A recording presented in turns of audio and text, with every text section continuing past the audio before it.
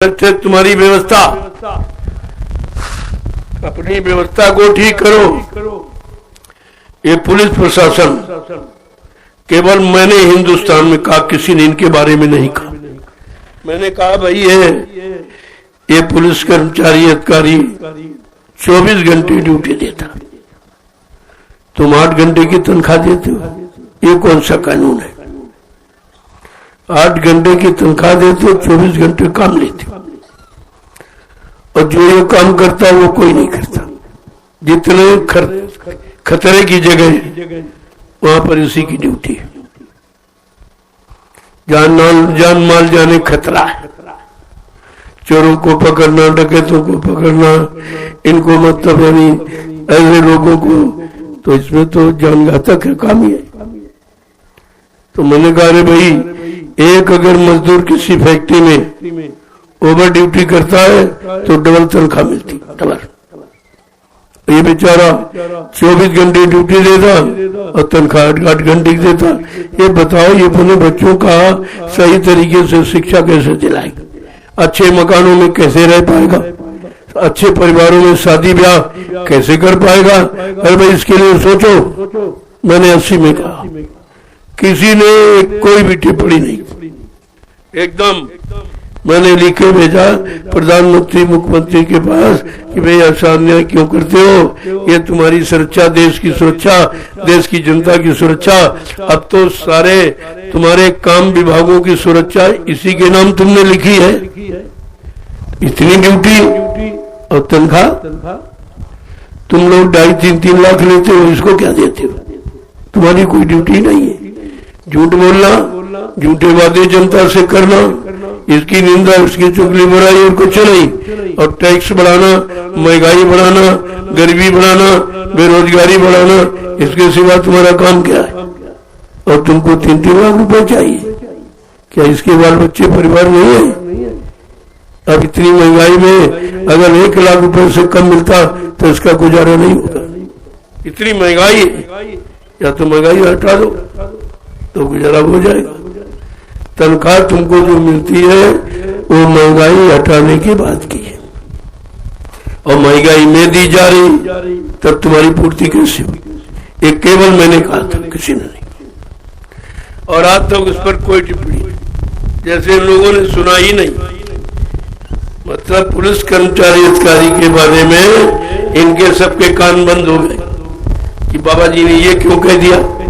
तुमने कहा, मैंने अपने लिए थोड़ी कहा, ये सुरक्षा कर्मी है, सुरक्षा करने वाला है, पर कितना बड़ा बोझा है, कितनी बड़ी जिम्मेदारी है, और उस जिम्मेदारी का कोई फल नहीं।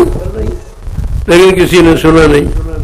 मैंने कहा, चिंता मत करो, दूरदर्शी आ रही है, दूरदर्शी आ रही, तुम्हारी सारी व्यवस्था करेगी, थोड़ा इंतजार कर लीजिए, मुझको जनता के कानों तक आवाज पहुंचा लेने दीजिए, ये सब हो जाएगा। अब ये भारत की जनता ही नहीं चाहती है, कितना प्रयास हो। देखो कहां के लोग आए, इस क्षेत्र का कोई, इस गांव का कोई आया, जैसे इनको सुख शांति चाहिए नहीं, न्याय सुरक्षा इनको चाहिए नहीं, रोजी रोटी इनको चाहिए नहीं। इन बेचारों को कुछ पता ही नहीं है ये क्या हो रहा, कितनी बड़ी समस्याओं का समाधान और कितनी बड़ी तुम्हारे जीवन की जीने की व्यवस्था का इंतजाम ये किया जा रहा। और ये कितने, ये लगभग 20 प्रांतों से लोग आए हुए, ये कोई ला सकता? कोई मुख्यमंत्री, प्रधानमंत्री, राष्ट्रपति ये काम कर सकता? इतने लोगों को निस्वार्थ जंगल में कोई नहीं बुला सकता। ये आपके सामने हो रहा। मीडिया पत्रकार आया, पूछने लगा, महाराज संख्या क्या है? हमने, हमसे क्यों पूछ रहे हो, गिन लो, सामने हो तुम, तो जाके गिन लो, गिन सकते हो? कहते नहीं। फिर हमसे क्या पूछे, जब काम तुम कर ही नहीं सकते, क्यों पूछ रहे? भक्तों की कोई संख्या नहीं, कब कोई सुनने आ जाए। पूजा करने वालों की कोई संख्या निर्धारित नहीं है, भंडारे में भोजन करने वालों की संख्या कोई निर्धारित नहीं है, प्रसाद देने वालों की संख्या कोई निर्धारित नहीं होती है, और काम इन लोगों के बीच किया जा रहा है। इसके अलावा मैं कोई काम नहीं करता। कोई चंदा, कोई नोटबुक, कोई टैक्स, ये नहीं होता। हम तो इससे मुक्त कराना चाहते हो तुम हर चीज से मुक्त हो जाओ, स्वतंत्र हो जाओ, तब भारत देश की सच्ची आजादी मानी जाएगी। तो आजादी कुछ नहीं। अभी आप आजाद कहो, तुम तो हर चीज के गुलाम हो गए और इतने ज्यादा गुलाम हो, बगैर उसके तुम्हारा काम ही नहीं चलेगा। लेकिन आगे समय आ रहा है, तब आपको पूरा आजाद होना पड़ेगा। वो संत महापुरुषों के पास भारत की आजादी की भूमिका है, इनके पास, ये नेताओं के पास कुछ नहीं। ये तो अपने खुशहाली की, अपनी सुख समृद्धि की योजनाएं बनाते हैं।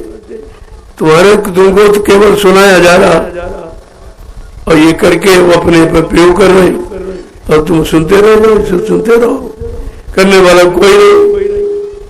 ये 10 साल से, अभी 10 साल से कहते शुरू किया था, 5 साल हम ये करेंगे, फिर दूसरी बार मौका मिला, ये करेंगे, वो करेंगे, अब तीसरी बार फिर कहते ये करेंगे, वो करेंगे। अरे भाई, कोई करने की तारीख है तुम्हारी? कोई मुहूर्त घड़ी है, निश्चित किया? अरे किस तारीख से तुम शुरू करोगे? भारत की जनता का काम खुशहाली का, न्याय सुरक्षा का, रोजी रोटी का, महंगाई गरीब हटाने का, ये काम आप कब करेंगे? कोई तारीख है निश्चित? कुछ नहीं। और ईश्वर की कसम खा के कहते ईश्वर को साक्षी करके मैं शपथ लेता हूँ, मैं जनता की सेवा करूंगा। हो गई सेवा। तो इनको कसम खाने की आदत है। वो जानते कसम कोई खाई थोड़ी जाती, कहना कह देंगे, उससे क्या होगा? इनको क्या मालूम क्या परिणाम होगा? तुम जो कुछ कहते हो जवान से, ये सब नोट हो रहा। इस वायुमंडल में ये सब नोट हो रहा। अच्छा और बुरा, गाली और गलौज और अपशब्द, जो भी आप मुंह से कहते हो, वो सब नोट हो रहा। ऐसा मत समझो कि उसका शासन कोई ढीला है, उसकी व्यवस्था कोई खराब है। वो सारी व्यवस्था बना के रखता है और कहता जब तुम्हारी व्यवस्था खराब हो जाएगी तो मेरी बात मान लेना, मेरा संदेश जो संत महात्माओं के द्वारा मैं भेजूंगा उसको सुन लेना, मान लेना, तो तुम्हारी व्यवस्था ठीक हो जाएगी। लेकिन आपकी समझ में नहीं आना, कुछ नहीं समझना। इतना कहने, समझाने, दिखाने पर भी लोग भाषण देते चले जाते करके, लेकिन आपको तो दिखाया जा रहा। जो मीटिंग करने आते हैं नेता, एक दिन बड़ी भीड़ करेंगे, उसके बाद कुछ नहीं। यहाँ तो आप एक सप्ताह से देख रहे हो, बराबर प्रेमी अपनी मस्ती में, कोई निंदा, आलोचना, बुराई, राय, झगड़ा कुछ। तुम भले करो लेकिन ये नहीं करो। इनको मैंने ऐसा सुनाया नहीं है, इनको मैंने ये नहीं सिखाया।